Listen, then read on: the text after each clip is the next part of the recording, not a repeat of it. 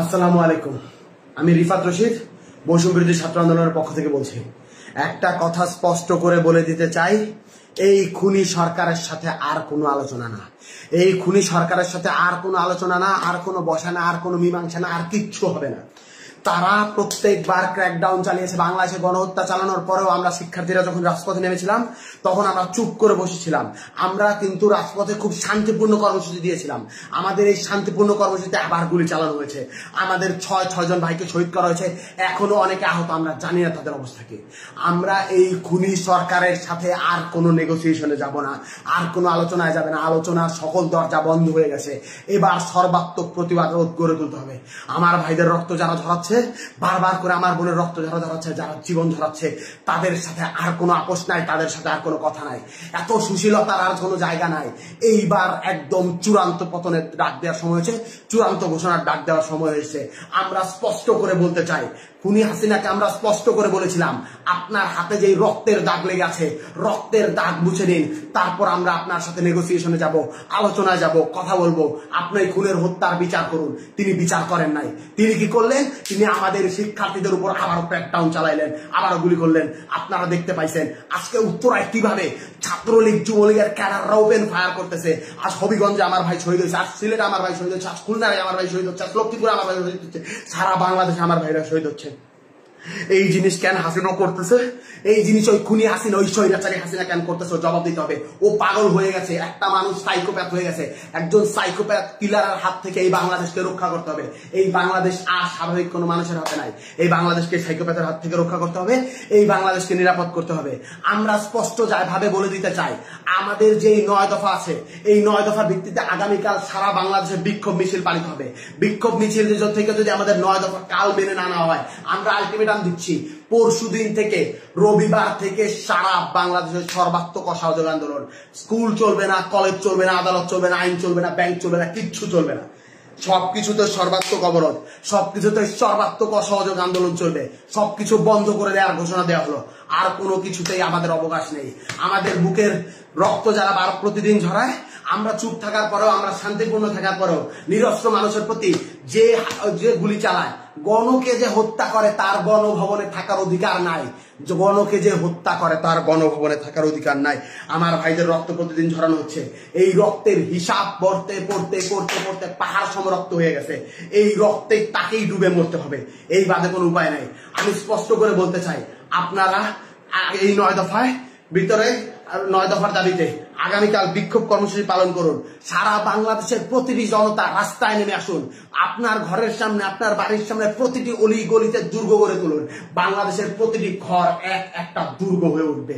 এই 9 দফা যদি মেনে না নেওয়া হয়, পরদিন থেকে আমরা বলতে চাই, আমরা স্পষ্ট করে বলতে চাই, পরদিন থেকে সর্বাত্মক অসহযোগ আন্দোলন। এই সরকারকে কেউ সাহায্য করবে না, কেউ সাহায্য করবে না, কেউ সাহায্য করবে না। গোটা বাংলার ছাত্র জনতা, গোটা বাংলার কৃষক জনতা, গোটা বাংলার শ্রমিক জনতা একত্র হয়ে গেছে। এই সরকারকে কেউ সাহায্য করবে না। কেউ ব্যাংকে টাকা দিবেন না, কেউ কিচ্ছু করবে না, কেউ কোনো লেনদেন করবে না, অফিসে আদালতে যাবেন না। এই সরকারের সব থেকে বড়, এই দেশের সব থেকে বড় যে 2টা খুঁটি, একটা হলো গার্মেন্টস প্রতিষ্ঠান, আরেকটা হলো রেমিটেন্স। প্রবাসী ভাইদেরকে বলতেছি, একটা টাকা বৈধ চ্যানেলে রেমিটেন্স পাঠাবেন না। বিকাশ নগদে টাকা পাঠালো, সেটাও কিন্তু বৈধ চ্যানেলে হয়, সেটা রেমিটেন্স সরকারের যোগ হয়। বিকাশ নগদের উপর টাকা পাঠাবেন না। আমরা বলতে চাই, গার্মেন্টস শ্রমিকদেরকে বলতে চাই, আমি আশুলিয়ার ছেলে, আমার রক্তে, আমার খুনে, আমার প্রতিটি জায়গায় জায়গায় গার্মেন্টস শ্রমিকদের ছাপ, রক্ত, ঘামের পয়সা লেগে আছে। আপনাদেরকে আমি বলতে চাই, আপনারা কেউ আর গার্মেন্টসে যাবেন না। আপনাদের কেউ আর গার্মেন্টসে যাবে না। গার্মেন্টসে যারা যায়, আমার মা, আমার বোন, আমার মা বোনদেরকে বলতেছি, আমার ভাইদেরকে বলতেছি, আপনারা কেউ গার্মেন্টস কারখানায় যাবেন না। আমার ভাইদেরকে শহীদ করা হচ্ছে, এর স্পষ্ট বিহিত না হওয়া পর্যন্ত, এর বিচার না হওয়া পর্যন্ত আপনারা কোথাও গার্মেন্টসে যাবেন না।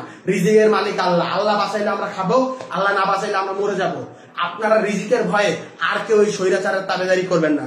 আপনারা কেউ একটা রোববার থেকে যদি আমাদের দাবি মেনে না নেওয়া হয়, তাহলে কোনো গার্মেন্টস শ্রমিকে কল কারখানা সবকিছু বন্ধ ঘোষণা করা হলো। আমরা স্পষ্ট করে বলতে চাই, কিছুক্ষণের মধ্যেই বৈষম্য বিরোধী ছাত্র আন্দোলনের পক্ষ থেকে অফিসিয়ালি প্রেস রিলিজ দেওয়া হবে।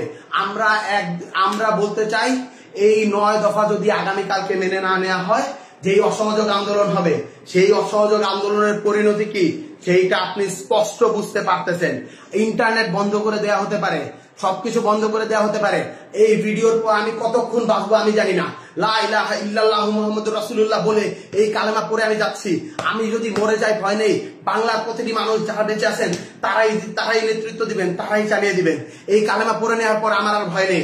আল্লাহর কাছে আমরা বলতে চাই, আল্লাহ এই জালিমের তুমি পতন করো, এই জালিমের তুমি বিচার করো।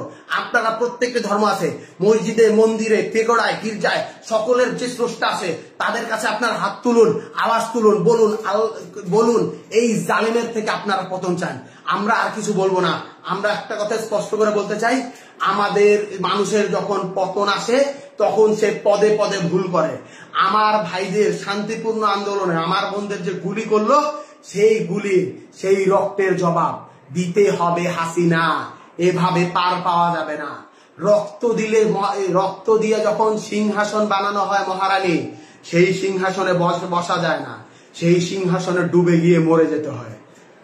আমি বৈষম্য বিরোধী ছাত্র আন্দোলন থেকে রিফাত বলছি, আমি যদি আর বেঁচে না থাকি, আমি যদি মরে যাই, আপনারা আমাকে স্মরণ রাখেন।